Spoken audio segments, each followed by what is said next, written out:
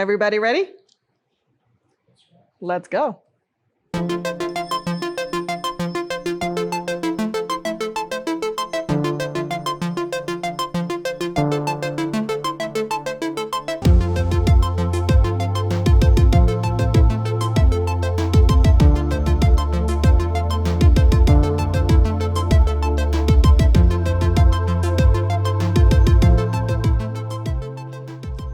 Hello and welcome tonight to this panel discussion on Print Town, the Brattleboro's legacy of words, part of the Brattleboro Words Project. We're very happy you can be joining us in the virtual space. My name is Olga Peters and I am a local freelance journalist here in Brattleboro. And tonight we have a number of the talent and folks and authors behind Print Town with us tonight. So glad you can be here with us. I'm going to start on my left and introduce the panelists. I would like to introduce John Rice Hooper, who is said to have been born with printer's ink in his veins. Right. He is the son of John S. and Marion Rice Hooper, who were part of Stephen Day Press and the Reformer, and the grandson of Howard C. Rice, who was the founder of the Reformer in 1913. He too entered the printing and publishing business. His newspaper career spanned 35 years. He retired in 1992 as senior vice president of Guy Gannett Publishing, headquartered in Portland, Maine, where he still resides. And as much as he loves Maine, he still loves his hometown of Brattleboro. Thank you for joining us tonight, John. Thank you. Arlene Dissler. Welcome, Arlene. Arlene is the co-founder of Right Action, which was the lead organization along with the Brattleboro Historical Society for the publication and creation of Print Town. She is active in helping to organize and promote reading events and bringing about collaborations between the arts and the community. Dissler is also a journalist and poet who has been writing about the arts for local, regional, and national publications for 20 years. Her poetry can be read in numerous journals and anthologies. A chapbook titled Voices Like Wind Chimes was published through Finishing Line Press in 2014, and she has edited and co-edited 3 collections of writing by poets and writers in the tri-state region of Vermont, Southern Vermont, New Hampshire, and Western Massachusetts. So thank you for joining us tonight, Arlene. Next to Arlene is Michael Fleming, and he was born in San Francisco, raised in Wyoming, and has lived and learned and worked all around the world, including Thailand, England, and Swaziland, and Berkeley, and New York City. The list keeps going. This is fantastic, Michael. So glad you're here. New York City and now Brattleboro, Vermont. He's been a teacher, a grad student, a carpenter, and always a writer. For the past 15 years, he has edited literary anthologies for W.W. Norton, and you can see some of his own writing at his website, dutchgirl.com/foxpaws. And Michael is also the editor of Print Town. So thank you for putting your pen to this very deep history of Brattleboro's literary history and print history. On the other side of Michael is Nancy A. Olson. Hi, Nancy. Thank you for being here. Hi, Olga. Thank you. Nancy first came to southeastern Vermont to attend Windham College in Putney. She felt so at home here that she returned to Putney in 1972 to start her adult life. After teaching English and journalism at Brattleboro Union High School for 35 years, she retired in 2013. Since then, she has freelanced for the Brattleboro Reformer, Upcountry Magazine, and The Commons. Words have thrilled her since childhood, she says, and writing about her topic for Print Town, Clarina Howard Nichols, has been fascinating. So thank you, Nancy. Thank you. Happy to be here. Andy Burrows. Hello, Andy. Hello. Now, you came to Brattleboro in 1966, joining Stephen and Janet Green as managing editor of the Stephen Green Press. During 5 years with the Greens, he handled book production and consulted on editing, book sales, advertising, and book design. In 1980, Andy started ProLingua Associates, which he wrote about in Printtown.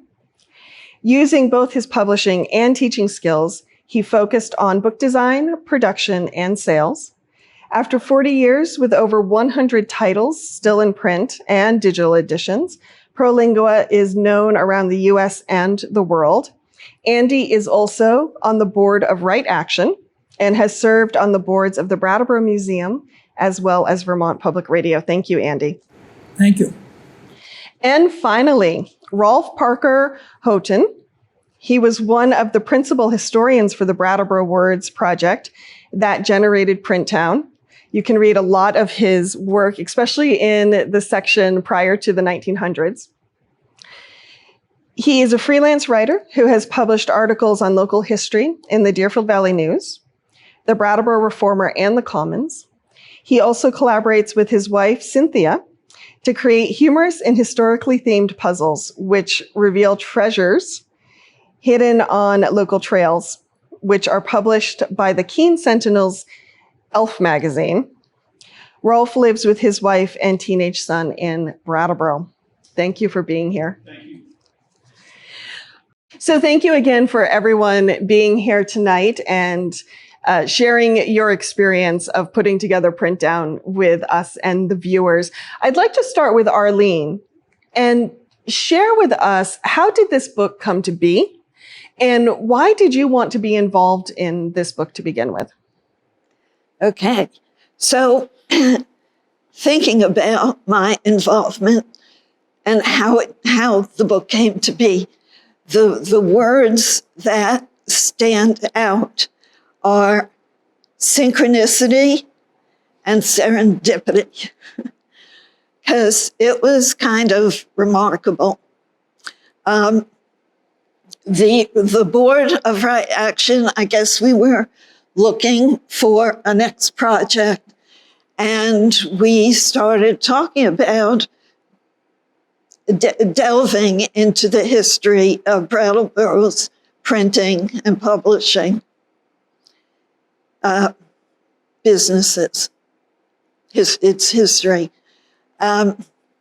So we would meet and talk about that some. And then we found out that the Historical Society was, in fact, doing the same thing.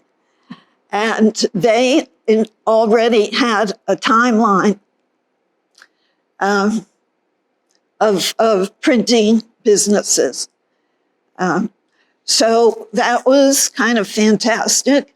And Mary Ide, who was working with the Historical Society on that chronology, joined our group. So it was 3 out of a board of 5 on Right Action, and then Mary. So the 4 of us were meeting about this idea of looking into the history. Maybe a little book would come of it. And then we went to this meeting that Lissa called, and she had heard about an NEH grant and thought there should be a way that Brattleboro can take advantage of this new grant. We went to a meeting that she called that had many heads of organizations, Marlborough College, the library. There must have been 11 or 12 people. And she said, any ideas of what we can do with this grant? Mary and I were both there. And I kind of timidly said, what about the history of printing? And everybody, it was like an idea whose time had come. People just really responded. So we could not have accomplished what we have with this book if it weren't for Lissa. Thank you, Lissa, and the NEH grant. because it certainly grew from a very small vision to a very large vision. And it was just a wonderful experience. Thank you, Arlene. I'd love to hear from Andy, because you've been involved with Right Action, and I believe you were on the book committee who was working on this piece. How did you become involved, and what excited you about working on Print Town? Well, I have to go back one or two steps before Arlene's starting point, because I came to Brattleboro in '66, as you said, to work for Janet and Stephen Green, and got to know the Hoopers, and just this extraordinary collection of people involved in printing and writing and designing in Brattleboro. We used to joke that you couldn't turn a stone over in Brattleboro without finding a printer. And then several years later, I think it was, yes, it was after I had left the Stephen Green Press and had gone up to what's now World Learning, the Experiment, to get my master's in teaching English as a second language.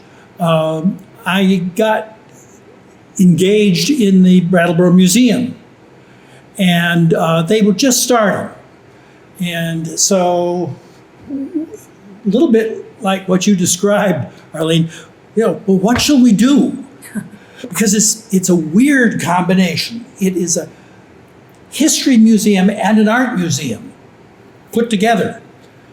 Well, it's easy to come up with artists in this community, but how are we going to come up with the really powerful history to start the museum, to have an exhibit?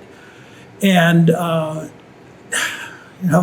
threw out the idea, well, there's so many printers in this and publishers in this town, and there's such a rich history.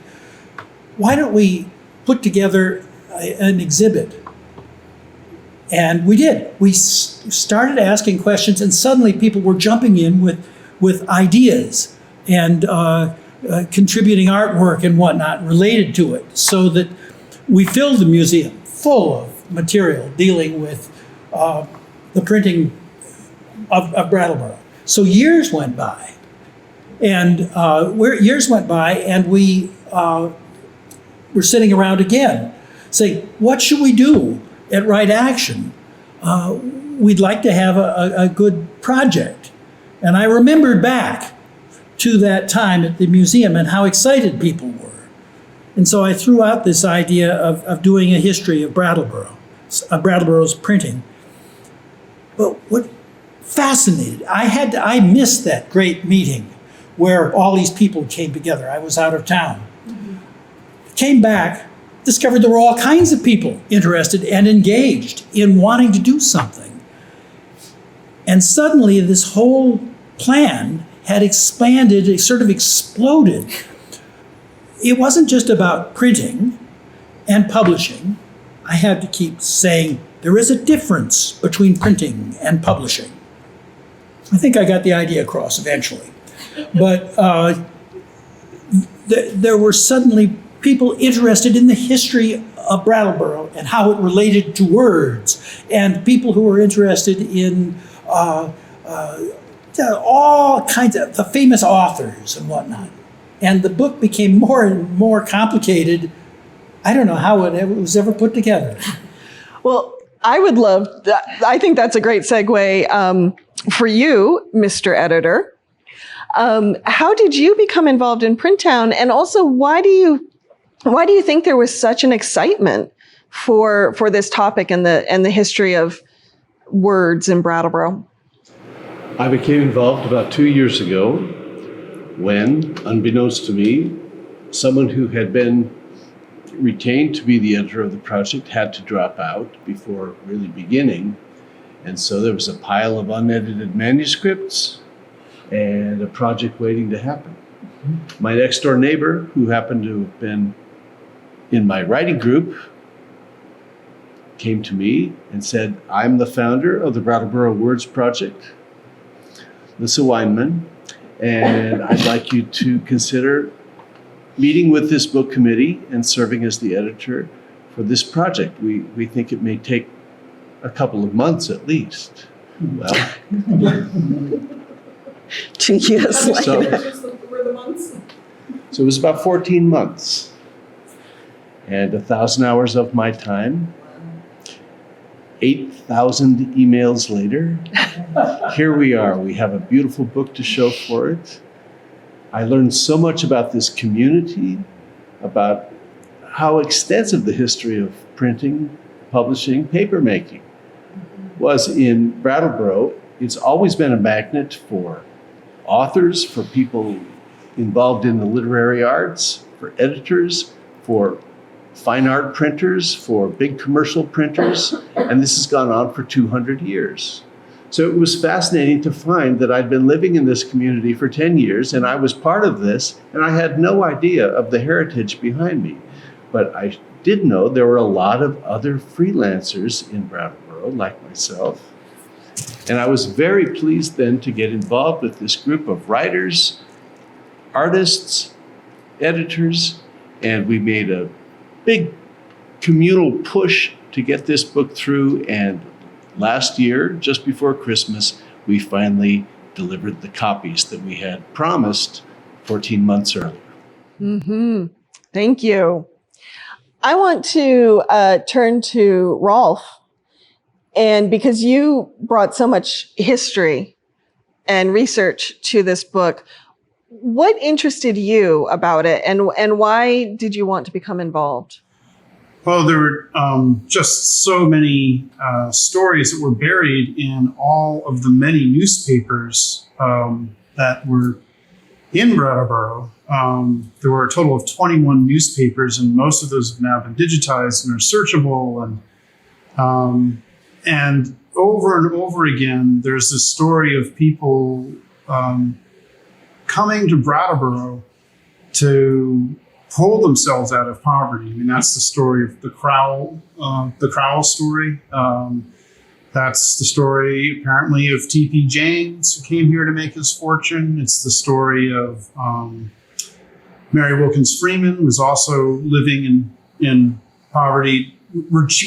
They were so reduced, her family, that she ended up having to move into the home of the young man that she'd fallen in love with, who didn't return her affection. So she had to, and she succeeded at first writing what she considered dreck later. But by writing and writing and writing and writing, she pulled herself out. And because of the huge publishing industry here, there were just all these fascinating characters, and that's really what made it exciting to me. Thank you. How about for you, Nancy? How did you become involved? Well, I've certainly known about Right Action for years. And I saw the all call. There were articles in the paper saying this project is happening. If you're interested in participating, get in touch. So I did. I talked to Arlene, and she said, submit your documentation, your qualifications, and your ideas. So I did. And she said, okay, you're on. And what was really poignant for you? It's funny how it happened, because I had thought I would write about something else. But I talked to Mary I, and she said, why don't you write about Clarina Irene Howard Nichols? And I said, who? And so that was a real journey for me. I'd never heard of this person. It turns out that in her day, she worked with and was as well known, perhaps even better known, as Susan B. Anthony and Elizabeth Cady Stanton. And a fourth member of that group was Matilda Jocelyn Gage from Fayetteville, New York. Those four women they worked together. They were well known. Their work for women's rights was essential. But it's funny that really only Susan B. Anthony and Elizabeth Cady Stanton are known today.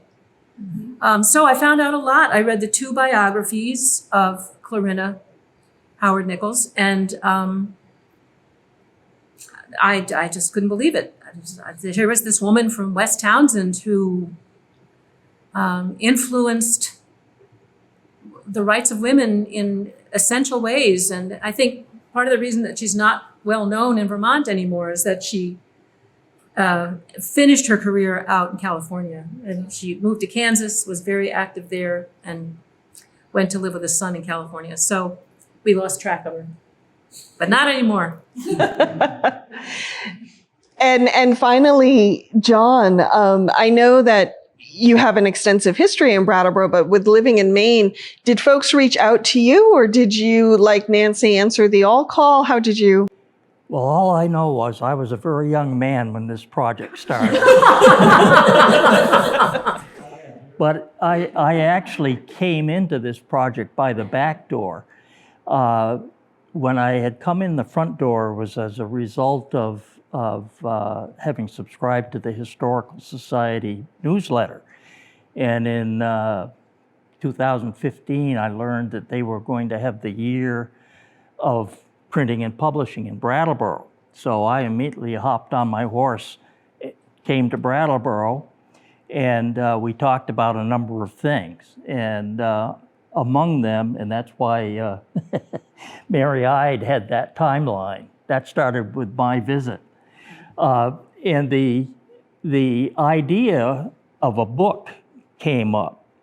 I had written some articles that I was preparing for my family to let them know what their forebears were involved with. But for reasons like money and other kinds of things, it never came to fruition. Then I got a call a couple of years later from Stephanie Green, who was a major part of this actually happening. It's too bad she's not here today. And she said, "John, where are you?" And I said, "What are you talking about?" She said, "There's a book project going on. Why aren't you involved?" I said, "I didn't know about it." So that's how I got involved. And I was born into the first half of the 20th century history of Brattleboro. And so that's what I focused on in this book. Thank you. Thank you very much for everyone. So I want to delve in a little bit to some of the pieces that you have all worked on, and I have some questions about those. But before I do that, I want to go back to Arlene and check in and see, this was such an expansive history that you were all working with. How did you decide, how did you craft that timeline? Did you say we want to focus a lot here? We want to make sure we get these stories in. How did all that come to shape?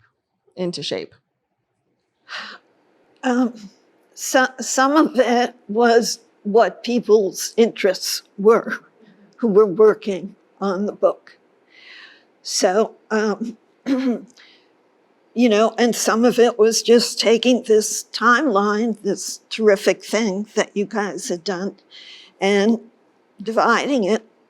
When we were meeting as a little group of 4, we spent a fair bit of time talking about how we would divide the chapters. At that point, we were able to get maybe 11 writers involved. So, yeah, can you tell me the question? No problem. Just, this is a lot of information to craft and to give shape to. And so that was neat how you said a lot of what came into this book was based on writers' interest. But were there other parts of the history of print and publishing in Brattleboro that you really wanted to make sure ended up in the book? Or did it kind of evolve as you went along? Well, again, I would say it's because of the people that were involved. Rich Holshoe who's an Abenaki, that's his heritage. He impressed upon us how important it would be to go back to the Native Americans who were here. And I think to many of our astonishment, there were written things that the Native Americans had come up with, had written. So, yeah, I personally, I know people in the publishing world, and I knew they had some wonderful stories. And so I wanted to get their stories. It was just a great opportunity to do that. So, yeah, probably we all have a slightly different take. Yeah, definitely. And for folks who haven't read Printtown yet, Rich Holshoe co-authored one of the pieces in here, and he is a representative of the Elnu Abenaki tribe, which is a local tribe for our area. So, Rolf. Yes. You worked on a piece on Benjamin Smead. You also worked on Holbrook, and I believe it's pronounced Fessenden? That's how I've always pronounced it, but I'm always questioning since. Well, it's so interesting. We see these names in print, but that doesn't mean that's how they're pronounced. You co-authored that piece. You also worked on a piece about T.P. James, and you co-authored a piece on George Crowell. I'm curious, what was that like doing that research? A lot of this is prior to 1900, as I understand it.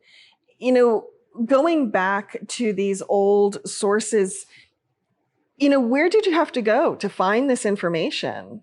A wide range of places. I mean, a lot of it was taken directly from the newspapers, again, which were have been digitized, fortunately.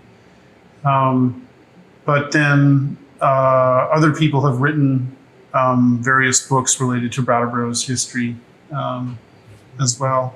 And so those were also useful.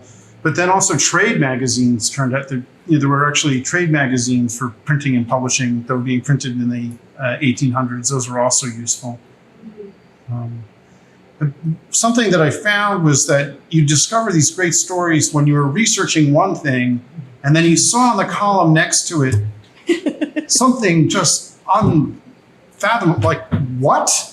And so I'd quickly send off a note to myself, grab a picture of it and file it away when I was sometimes during bouts of insomnia that happened during all this whole process. And then I'd follow those up with further researches in the newspaper accounts, because some of these things had just been completely forgotten, or at least I didn't know about them and I couldn't find them in history books. Interesting. So, yeah. And a lot of your research, was it done locally, or did you need to reach out to libraries? I did have to reach out to libraries in some situations, yeah, interlibrary loan and reference librarians around. Mm-hmm. Just want to say it's a pity that Joe's not here, because he uncovered one of the most important stories related to Holbrook, which we didn't really know, or I certainly didn't know, which was that, as the title of the chapter is, Holbrook confesses in luck, hard work, and profits from slavery. And it turned out that Holbrook made a lot of his money in various ways related to supplying slave plantations and selling goods made by slave plantations. And that money he used to invest in the early publishing and paper-making industry of Brattleboro. So it was unfortunately, all intertwined with the early wildly successful. They actually managed to double the population of Brattleboro based on how successful their publishing and printing was. So Joe could speak better to that, but he wrote that portion of that chapter. Thank you. And thank you for the reminder of interconnectedness, which brings me to Nancy.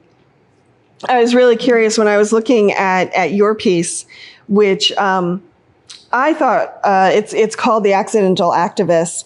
Is it Clarina? Clarina, Clarina, thank you. as if it were dinner.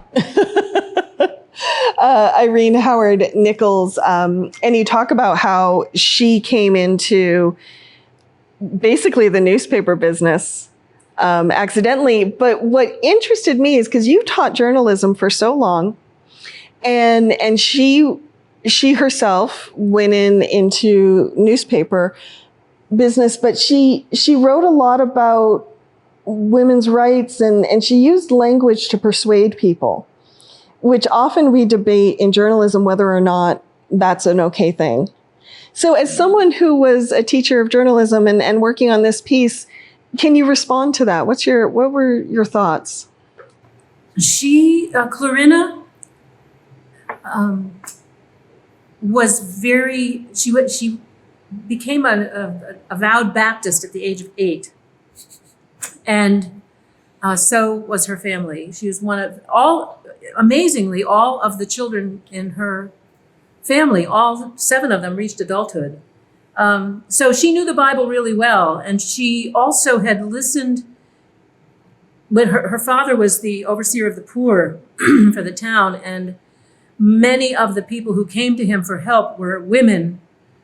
And so Clarina heard story after story after story of women who needed help because their husbands had beaten them, or because their husbands were alcoholic, or had left the family. So she used those stories in her speeches, and she used Bible references in her speeches to persuade people about what should happen for women. And apparently she was really good at it. She could speak with it. She was the first woman to speak before the Vermont legislature, and spoke without notes for 90 minutes. And at the end, one of the legislators, because they were all men, of course, intended to humiliate her by giving her a pair of trousers afterwards, since she was, as a woman speaking for the legislature, clearly wanted to be a man. And instead, all of the legislators ended up applauding her. And she said, when I own my own clothes, then you can talk about wearing somebody else's. Because women didn't own anything. They had no right to their children. They didn't own their own clothing. They couldn't own property. Any money that they might have earned, she earned butter and egg money.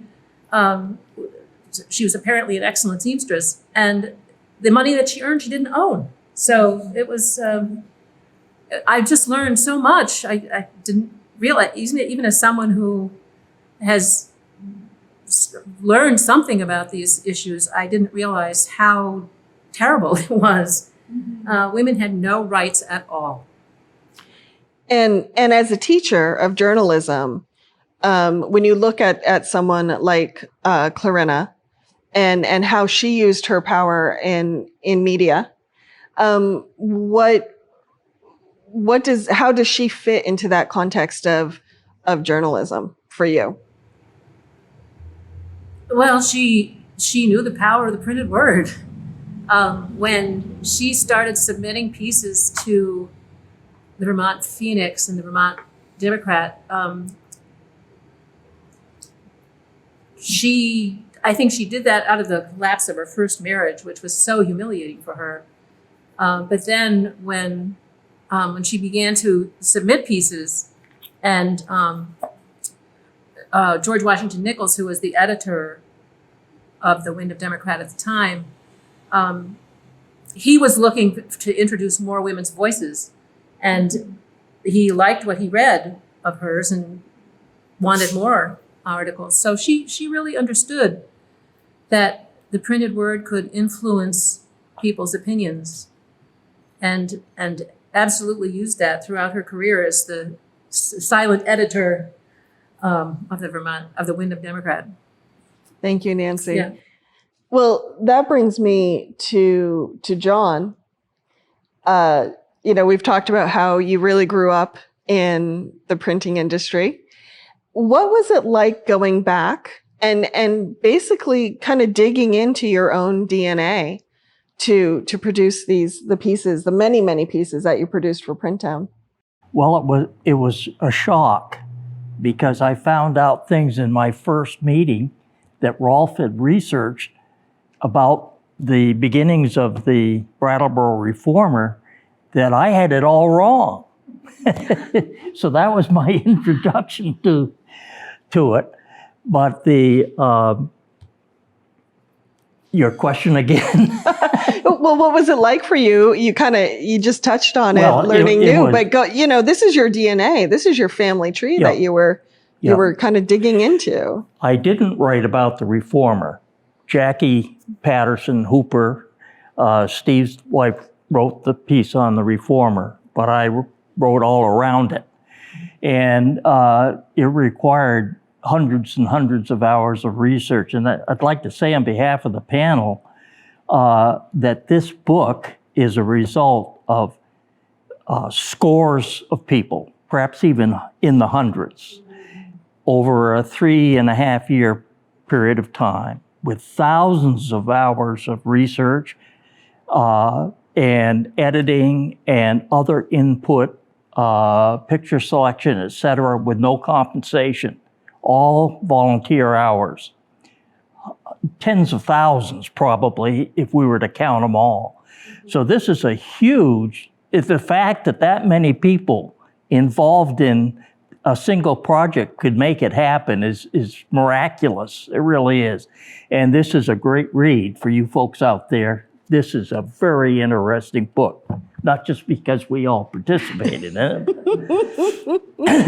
So I learned a lot of things about projects that my family was involved with that I didn't know before, and some of the myths that I had in mind were ultimately corrected by the research that I did. And all of it was like a slog. It was going through page after page, edition after edition. But every once in a while, something would pop up that just blew my mind. And one of those happened to be the fact that my folks, who were the publishers in the 1930s of Stephen Day Press, closed up shop in 1943, and all 6 employees got involved in the war effort. General manager and my dad both went into the Navy. Others were involved as well, and so they sold the business. Well, I thought that was the end of the story until I came across in a trade, one of the trade magazines, that the buyer was indicted for fraud in New York City. And so that got me into that story. And Wow. the Stephen Day Press was sold to a con man who had impeccable credentials and was as clever as they come. He had spent 8 years in Alcatraz on similar charges of fraud. And then once he got out, he wandered across the country and he embezzled money and he defrauded widows and anybody that he could do until he ended up in Brattleboro, saw the ad that the business was for sale, worked up a resume and so forth and so on, and duped my father and my grandfather into selling to him. Now, I wondered why I never got an inheritance, but I think that may have something to do with it.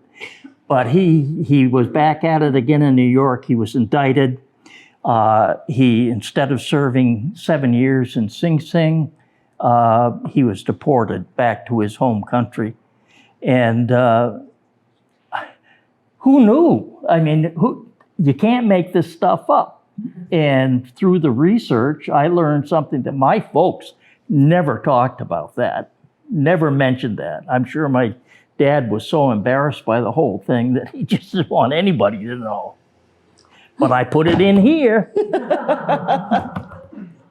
Thank you, John. Can I add something? I think you were there. Your family gave a talk maybe a year before the book project about the history of Stephen Green Press, which was so terrific. And I was there. And I have to say it was one of the inspirations for me. But I don't think that was mentioned that I didn't know it then. Yeah. Well, I like this theme here because one, I want to go to Andy to talk a little bit about ProLingua Associates, because one theme I kept seeing in the book as I was going through it is this theme of change and how industries change and how communities change around those industries. And I think ProLingua is kind of a good example, because you talk in your piece how you started on one type of computer and now how things have gone to digital, but even how the company itself is based on trying to teach. It started with teaching some languages that a lot of people hadn't necessarily taught before for Peace Corps volunteers. How did that experience of going through so many different changes in your own publishing or printing career, how did that inform your understanding of the history of Brattleboro's printing and publishing industry? Interesting question.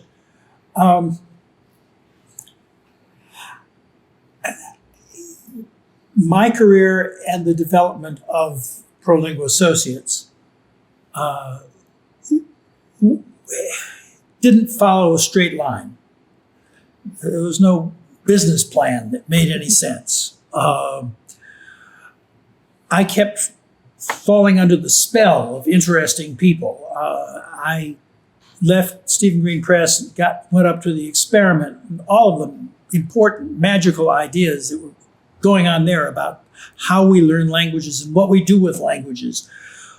I then got engaged with this Peace Corps project. Incredibly enough, I couldn't believe it myself. In 2 years, we developed 3 books in each of 12 different languages, half of which had never been studied before. We had to find linguists to go out into the field and discover what the language was about, and then follow our Ray Clark's very practical outline of what you need to learn the language and sort of teach yourself the language. And that was an example of the kind of serendipity, came up with the word. As we started working on this project, I used to live right across the road from where Rudyard Kipling lived, and I was fascinated by Rudyard Kipling. And you can't do a book on publishing and the world of words in Brattleboro without dealing with this great charismatic genius. Conceivably not the greatest author of all of them, but at that time, the most successful author in the world was living just on the north side of Brattleboro, writing some of the books that, the Jungle Books and whatnot, right in Brattleboro. Well, this is an incredible story. How do we fit that in? There are so many stories that you just rub up against. As we started putting together this collection of ideas and say, well, we really ought to do more about the Native Americans. Okay, so we got Rich involved in the fact that there were carvings and there was a literary tradition, an oral tradition, I should say, among the Native Americans Is that related? Oh, of course, in many ways it is. And the picture became larger and larger, and more people got excited. And our editor somehow took all of this writing on all of these different subjects going in all these directions and made a coherent book out of it. More or less coherent anyway, and endlessly fascinating. Mm-hmm. Well, and great segue. Thank you, Andy, because that is the question I wanted to put to Michael is, how did you take this 100 pounds of information and fit it all into a 5-pound bag? and how do you choose? Because there are so many important stories, and our understanding of the stories change over time. There was probably a time where we may not have talked about Brattleboro's printing connection to slave plantations, or we may not have included some of the authors we did include in this book. Please, I'd love to hear more about that. As we learned more and more of this story, we met with one another, we talked about it, we started to identify gaps in the story.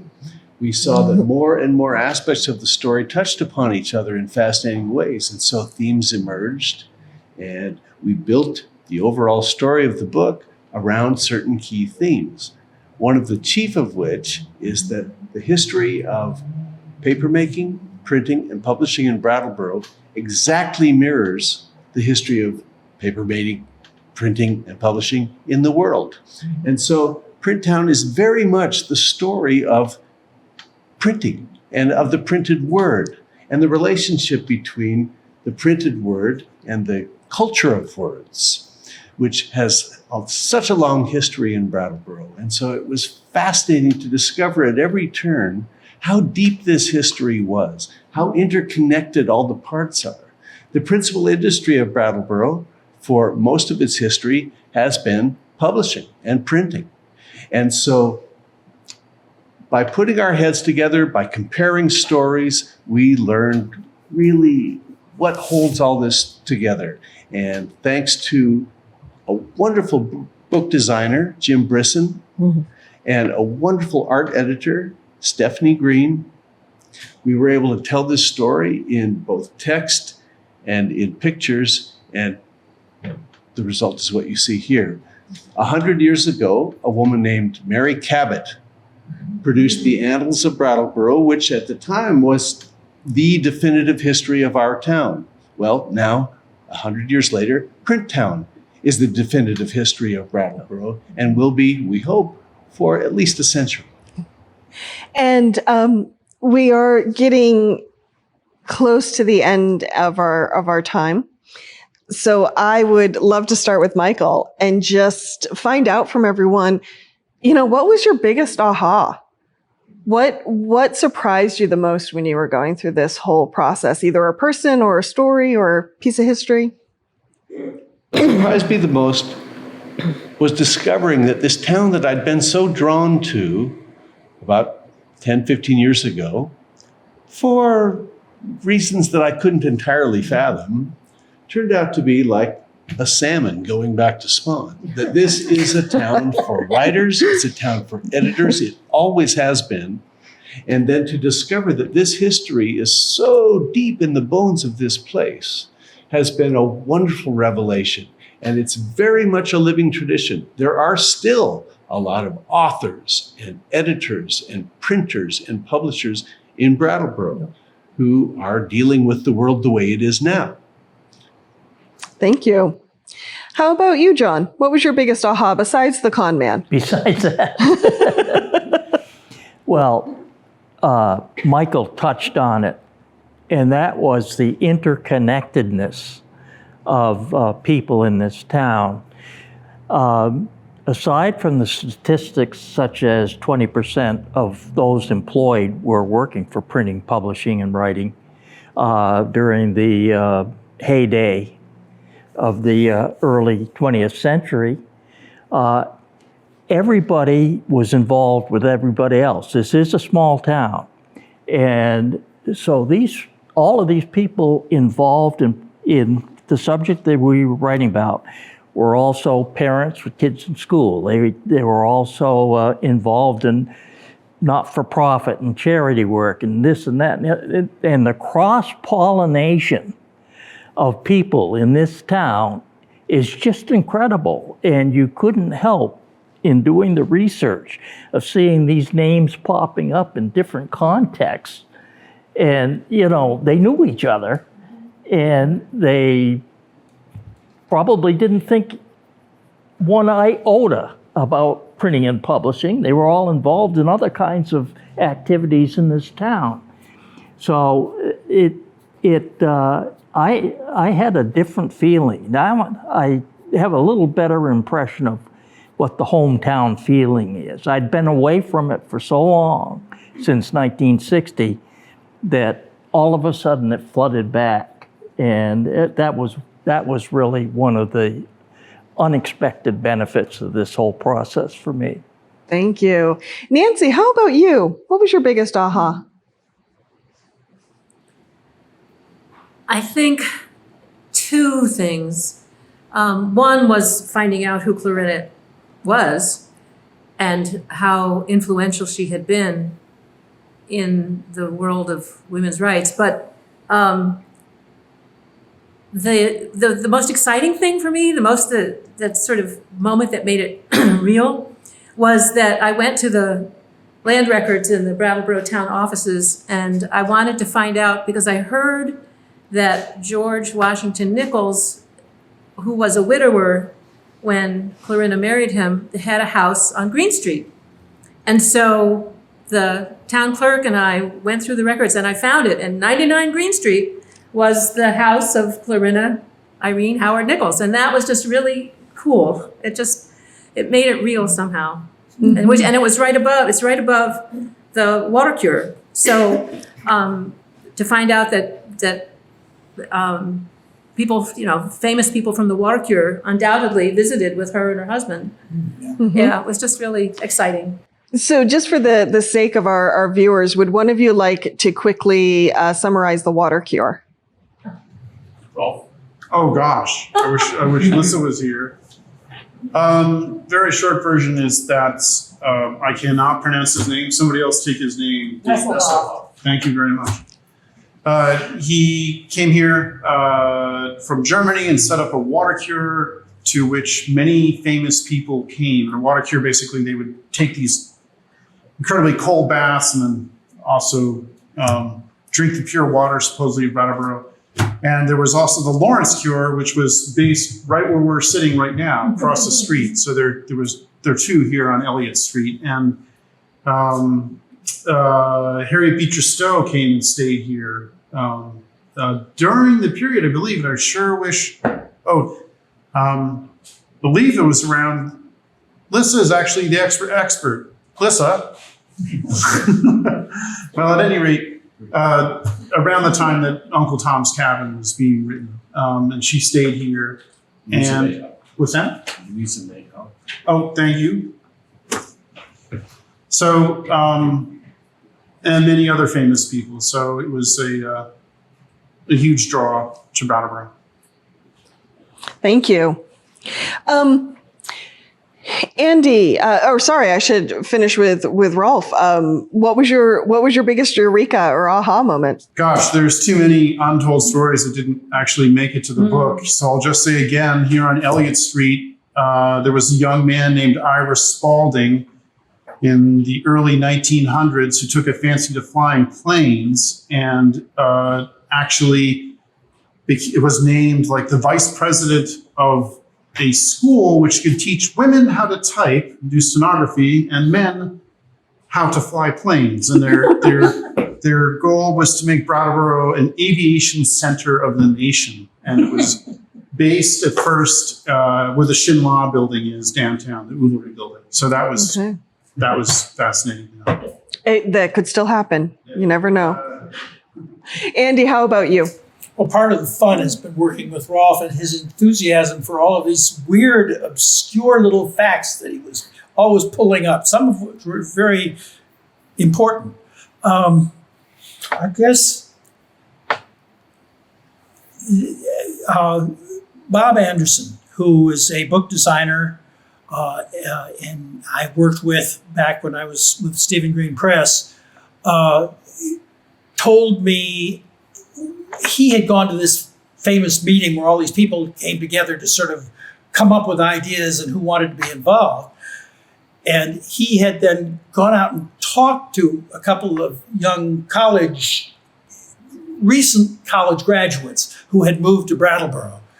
And he had said that he'd been at a really interesting meeting where they had talked about the history of publishing and printing in Brattleboro. And this couple said, "What?" And he said, "Yeah, well, Brattleboro was a very important publishing." And they had absolutely no idea. They'd been here for a year or something. So many people in Brattleboro did not understand it. That got me really turned on to the idea of developing this book so that we could come to grips with this important part of our past. My aha moment was that I loved the idea of delving into the Indian connections, the Abenaki information that Rich and others had come up with. And Bob Anderson had just before that asked me if I had seen something on the Indian Bible. And I said, "What?" And he said, "Well, the Indian Bible and its importance in the whole history of printing." He had just seen one down in Cambridge.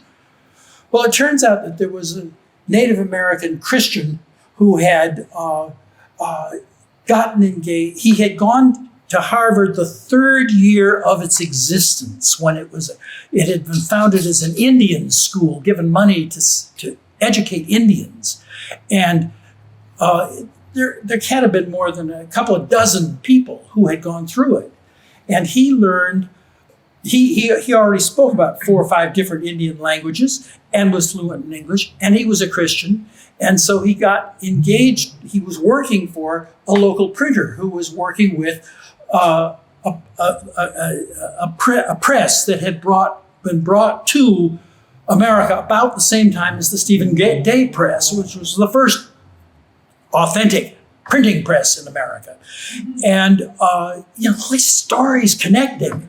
And he had become very good at printing. And so he was hired to print up all kinds of interesting books, one of which he worked with the printer to develop, which was a Bible in English and Massachusetts, which was one of the Indian languages. And he basically put it together. And wow, I didn't know that. Well, what possible connection with Brattleboro? I love the idea. Well, it turns out that he met a woman who had, this is a long story, I know we don't have time for it, but go and look it up in the book. This woman had been captured by a group of Indians in southern Massachusetts and Rhode Island, and brought as a sort of servant. And she was brought up, of all places, as the Indians were escaping the British in the King Philip's War, to Brattleboro. And in Brattleboro, at the area which is called the Wantasticook, which was the meeting of the waters, where the waters disappeared into the earth, so important to the Indians, they escaped up the Connecticut, right to the north end of Brattleboro, leading the Indian rebellion of King Philip's War. And because children were dying in her group, she turned around and ended the war right there. She was the Indian queen. She was the one who held the whole Indian Confederacy together. And is this in Printtown? It's in there. Wow. And okay. Why was that all interesting? Why did it focus on Brattleboro? I don't know. It's all part of the magic of words. Thank you. So, quick question I don't know who can take these 2 questions, but we often hear a few stories about Brattleboro's print history, as we've talked about tonight. And one of them, I believe the author Saul Bellow lived in the area Two at one point. Is that true? Newfane. In Newfane? And does anyone know what drew him here? His family had a house in Halifax, and he spent his summers here and became a well-known figure on Main Street. He often frequented the bookstores here, and he helped to establish the very first Brattleboro Literary Festival 20 years ago. Oh, wow. Thank you, Michael. And he is buried at the Jewish cemetery off of South Main. And just a note of history. The Brattleboro Literary Festival ran from 1937 to 1942 in Brattleboro. And not that this literary festival copies that, because that's back in that day. But in Brattleboro, they had hundreds of authors. They had book publishers from all over the Northeast, and they had literally copied the Boston Book Festival. And they even, because the newspapers were involved, and the newspaper was a sponsor in both places, they borrowed cases that the Boston newspaper had made to show these books. And so there was all that kind of interplay there. But it was a huge success over a 4-year period of time. And of course, the war changed everything. So, but that was the first one. That was one of my aha moments. Wow, there was a literary festival back then. You know, how thick and deep the history, that the vibe of literary is here. It's in the genes. Well, and it's somewhat international too, because wasn't the first American edition of the Harry Potter series printed in Brattleboro? Printed at the Book Press on Putney Road. And about when would that have been? The book press flourished from maybe the late 60s until about something like that, early 1990. 70s. Is that right? It lasted that long? And wasn't the first copy of All the President's Men under deep wraps? That's right. Yes. Printed at the Book Press. That was my chapter. Yeah. Yes. And that was another aha. Yeah. And the book press was so successful. It was printing Harry Potter 24 hours a day, 7 days a week, churning this out. And the people who had bought it, when they finished it and it packed up, shipped it out, contacted them and said, "Sorry, we're putting you out of business." The new owners of The the new book press. owners. Yeah. Okay. You haven't been doing well enough. Well, he couldn't have done any more. No printer could, but they wanted to move south to Tennessee or something, and they wanted the printers in Brattleboro said, well, we want to go back and buy the book press and keep it going. This is our livelihood. And Quebec Corps said, no, we don't want you to do that. We're scrapping all of your new presses and everything. We want you out of business. Well, and then they came to me not too long after that and said, well, we'd like to have your printing business. And I said, if you were the last printer on earth, you wouldn't get my printing business, I'll tell you. You wanted to add something? Yeah, John? I'm just going to say that I don't have the research to back this up, but I know anecdotally that literally hundreds, if not thousands, of books that were either printed or published or written in Brattleboro have appeared in the New York Times bestseller list. I know for a fact, just in the research I did on specific people and businesses, many books were on the New York Times bestseller list, and they were printed in Brattleboro, most of them. Some were published here as well. Bet It's a Boy, that was a title published in 1942 by Stephen Day Press, sold 200,000 copies in a matter of months, and made the New York Times bestseller list. And that just the tip of the iceberg. Scores of books that were printed by the book press were on the New York Times bestsellers. And they were designed here. There was Irving Perkins, and he had worked for the book press, set up a design studio, and then would give them to the book press. So much history. Just let me add, since you're talking about so much history, one of my pleasures in reading the whole book has been to see how many names are familiar to me from my years of teaching, just showing the deep roots that these families have in the area.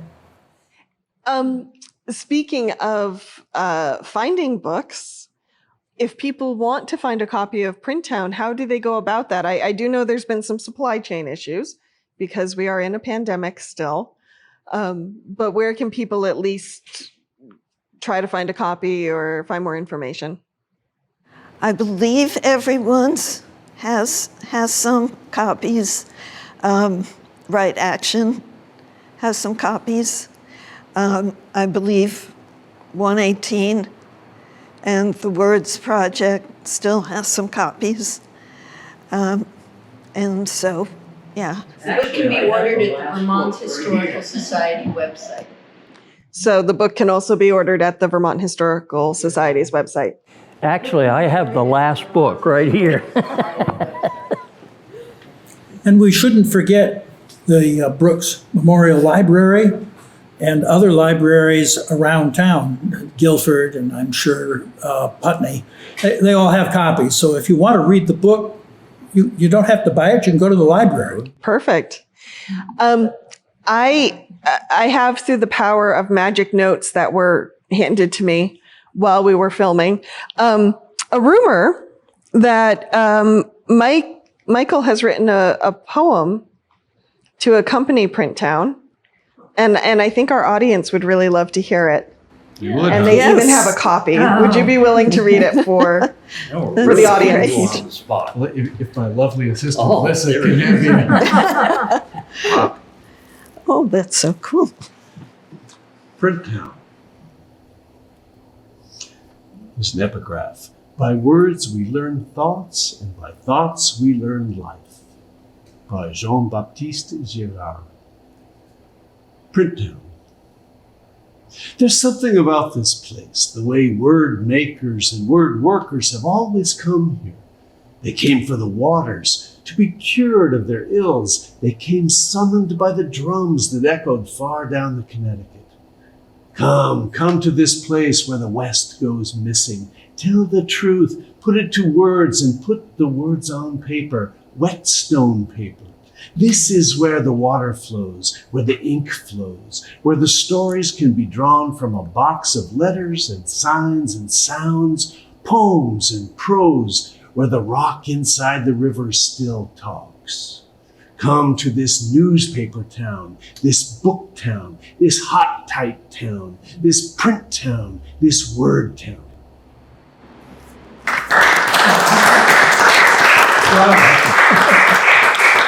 Thank you, Michael, and thank you to all the panelists for joining us tonight.